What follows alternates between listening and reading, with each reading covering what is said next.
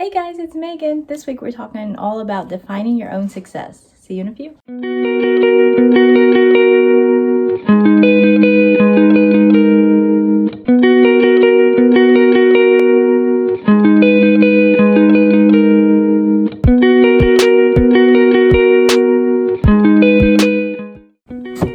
Alright, we are back with Monday Moments with me. Like I said in the intro, today is all about defining your own success, what success means to you, what success meant to you when you were younger, and how it might change in the future. So just because it's one definition now doesn't mean it's going to stay that way. Most parents have their own definition of success for their children. I know when I was growing up, it was pretty specific. Go to school, go to college, get a good job that offers good benefits in retirement, and you kind of have the loyalty to the job until you retire, and that kind of sums it up. So I actually tried to follow that. So I went to the high school that my parents wanted. I went to the college they wanted. I actually majored in mechanical engineering, which I still don't have any idea what they do. But I was told it was a good job, it was a good degree, I could make a lot of money if I stuck with it, and realized in college I had no interest between the math and the sciences. It just wasn't for me. So I switched to social work. Eventually was like, I don't know about social work, and just switched to business to keep it general so I could kind of figure out what I wanted to do with my life. So after college, after waiting, I think it was about a year and a half after I graduated, I was able to find a federal job. I think that might have been one of my mom's proudest moments. Loved the job, wasn't a big fan of the pay. I felt I deserved more with everything that I was doing. And eventually, a few years after, I was let go. Probably one of the hardest days of my life. I didn't think I was going to recover, because that was like the end-all be-all of what I was told success was getting that federal job, sticking with it. You'll have a good retirement, you have vacations, you have this. So it really kind of put me at a low point.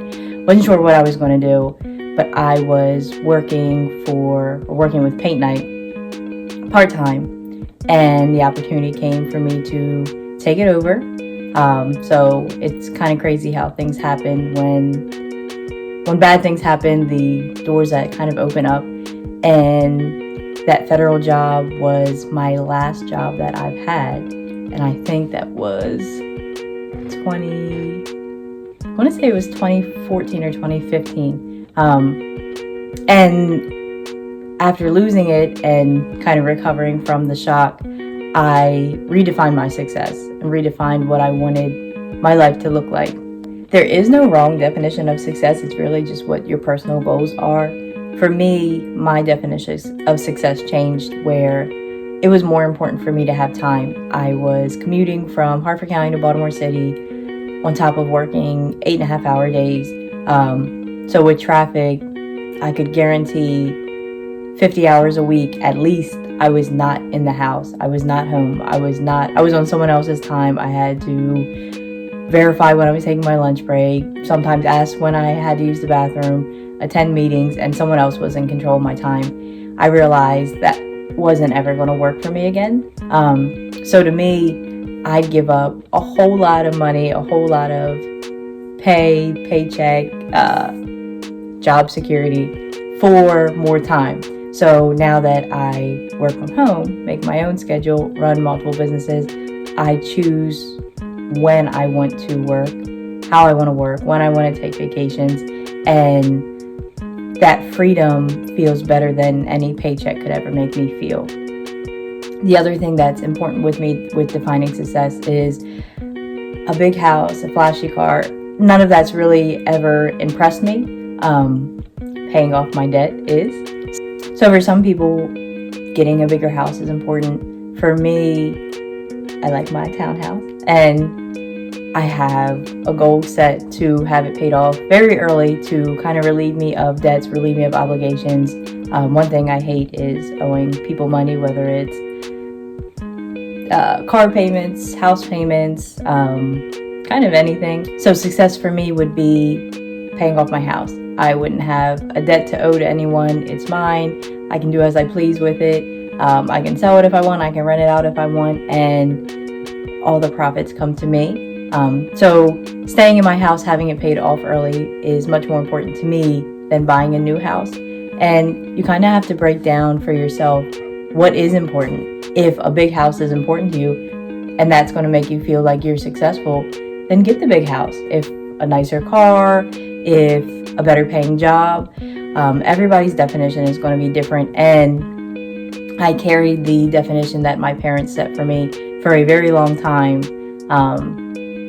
and really wasn't open to any other suggestions, wasn't open to any other definitions of success, because I grew up with it for more than 20 years and I thought that was the only way. So between reading, meeting people, I got involved in a network marketing company that really opened up my eyes to different definitions of success.